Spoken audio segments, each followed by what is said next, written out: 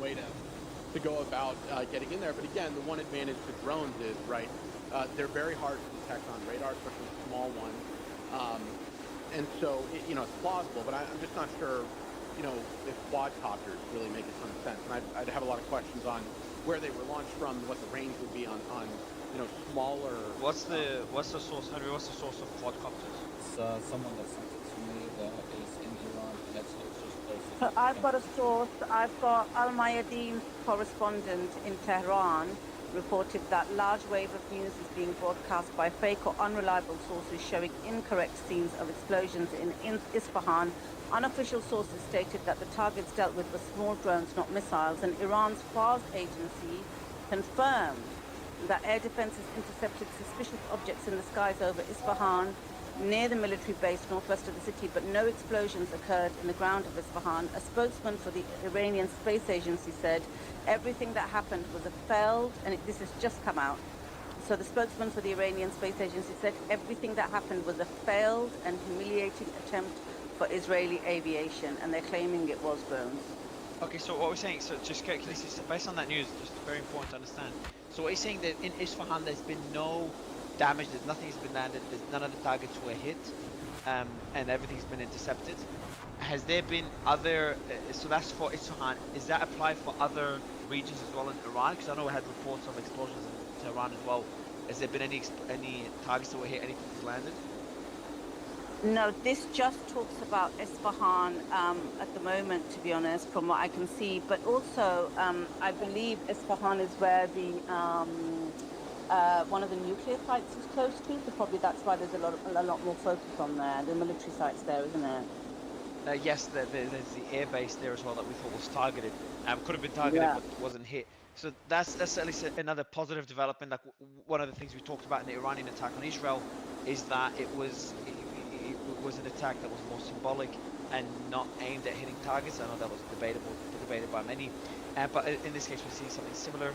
And as expected and as hoped, Israel seemed to have targeted Iranian targets outside of Iran.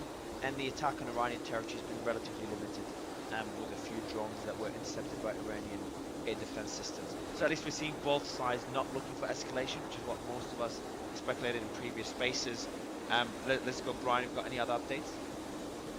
Just one more Go ahead, update. please. Sorry, Suleiman. Iraqi news is saying that an American official, and I haven't got a name yet, quote, "We understood from Israeli officials that they will not target any Iranian nuclear facilities." So it seems that an American official has said, "We understood from Israeli officials that they won't target any Iranian nuclear facilities." Yeah, the only big update I'm seeing is that there are those reports coming from Iran and from Iranian official, channels that they shot certain things down with their air defenses, but that the analysts I'm looking at are taking that with a grain of salt and are saying that maybe they could just be making that up. But I would say that it does seem like a pretty measured, reasonable response on the part of Israel to what was, an unprecedented attack. This is unprecedented too. Now they've each targeted each other's territory, but in ways that are relatively limited, and hopefully this will avoid further dramatic escalation. Yeah, I think it gives the opportunity for Iran. Again, we're speculating here, but this gives the opportunity for Iran to mock the Israeli attack, similar to how Israel mocked the Iranian attack, and hopefully kind of indicate that no retaliation is required or limited retaliation.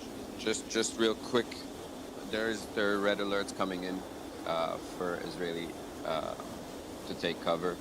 That's happening while we speak, and I think to that point, with regard to the fake videos, I think they're showing videos.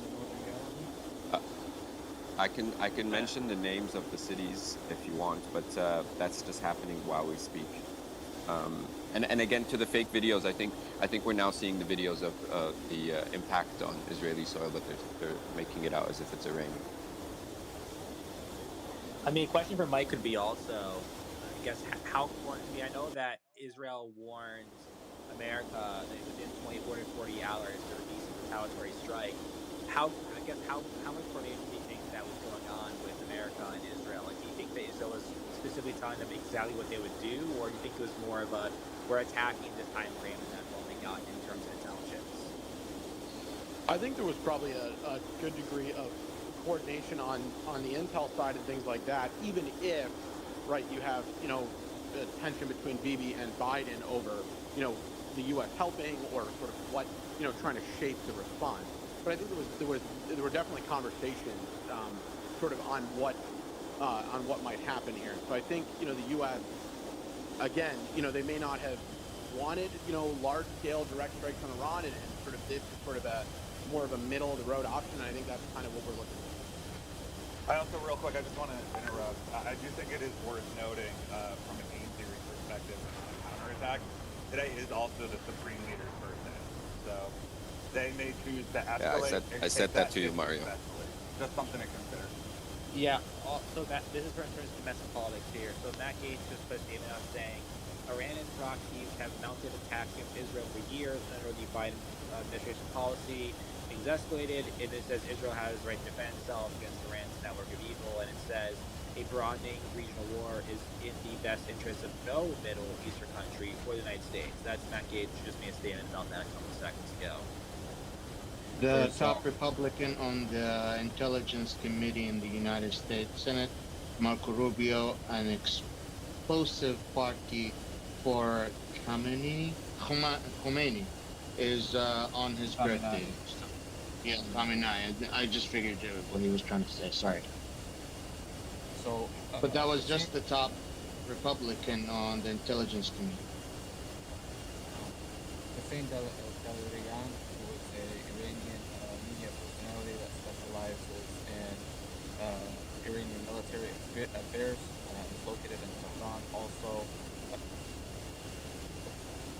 shared the same news that I was speaking of earlier regarding micro drones and quadcopters. I'd be happy to share that as an announcement. Share that to you, Sully, but it's in Farsi.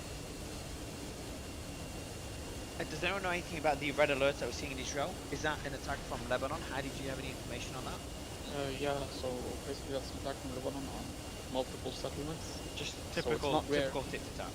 Yeah. Okay, no escalation on that. Yehuda, I see your hand up. Yeah, no, I keep getting kicked down, but probably Suleiman is getting frustrated. But I will say Yehuda, this. you're Right. kicked down. This is annoying about this guy. Like, he can't control himself. I don't get why he's on the stage when he can't control himself. Well, because Guys, Can't me- this Zayo let me- control himself? May I finish? Okay, Suleiman, hold on. He was just speaking, I think, using Zayo and just the medium. Well, why is he making false accusations? It's If I didn't okay, want him yeah, on, it's I a- would have blocked him. I understand. Alright, just say, Suleiman did not remove you, so Yehuda, can we just focus on the topic as We well, should be. please? Fair enough. All right, so I won't get into that. You're right. So listen, here's the thing. I think we need to understand very simple facts. Israel has the technical capability, militarily speaking, to do a lot of things to Iran. I'm not. Hey, Yehuda, you gotta unmute bottom left corner. Yeah, sorry. Over. Yehuda, are you there? Yeah, I'm here. Okay, go. I'm muted. Out of all the technical capabilities Israel has, and they're not known, they're not disclosed, they could do a lot more. We don't see that happening now. I think this is a message from Israel to Iran saying we can hit you at will, and I think this will be the end of it. This is a double standard, guys. This is the biggest double standard because we literally heard the pro-Iranians on the other side on Sunday say the same exact thing, and then the Israeli side, this is all propaganda. But now that they are putting in word for word, they are now saying, "Oh well, this is what could happen." So at what point is it a double standard, or at what point is it propaganda? Henry, please let Yehuda. Yeah, Henry, can we let get Yehuda go ahead? You can respond. The only thing I'd say, Mario, is let Yehuda finish. But when we're basically playing defense for one country, then you have to let the other country speak about it. That's my opinion. Go ahead, it's your choice. Okay.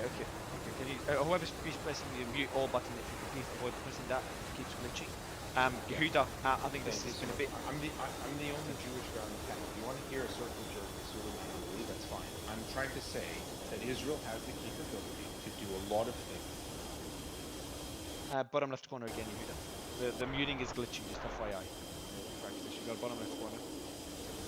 Alright guys, I'm just gonna go back to the news. It was a bit of a painful back and forth. Go ahead back to the news, guys, and please, everyone, if you can focus on your news and just back away from personal attacks. The audience is not here for personal attacks. They hate to hear the news and the updates on the ground. Chief, what are the updates? It applies to everybody on stage. Chief, go ahead, please. Yeah, so some updates. So in terms of the sirens right now, we have sirens in the north right now that has been confirmed, and we also have one more thing here. So this is from the CIA director, William Burns. repelling the Iranian attack on Israel would have failed without American intelligence and without our support and the support of our allies. That's their statement there, confirming that America has that they definitely had some hand in the response here. The question is, of course, how much of a hand in that and what intelligence was provided. No, but Chief, I read that earlier. The reason I didn't read it out is because it's talking about repelling the Iranian attack on Israel. Do you know what I mean? So they're talking about something that happened. Yeah, that's why I didn't read it out. I just want to clarify so people don't misunderstand. Fair enough. Yeah. Press TV is showing the simulcast right now of Esfahan, and it's showing things are normal, traffic is fine, everything is fine, the sun is shining.